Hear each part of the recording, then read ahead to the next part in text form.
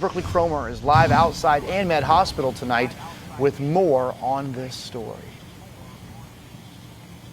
Well, Cody Roberts' wife tells me he's been in the ICU at ANMed for nearly 2 weeks, and now he's currently sedated and on a ventilator. She says she hasn't been able to see or talk to him, and this is worse than anything she could have ever imagined.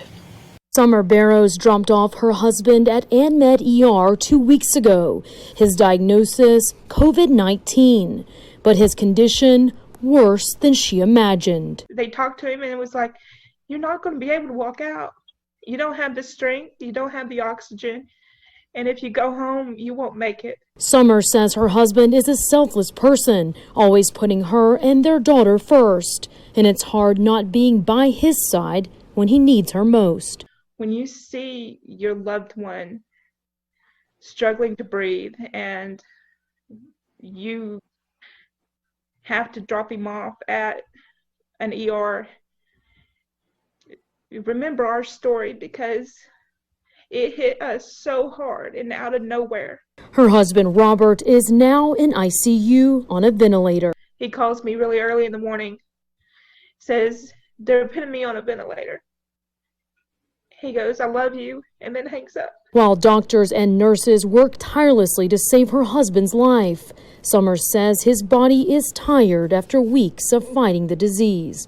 They're doing everything that they can, obviously, to make sure that he recovers, but he's still, his body's just still struggling, to fight this. Summer says her husband is a frontline worker, putting his health on the line during the pandemic.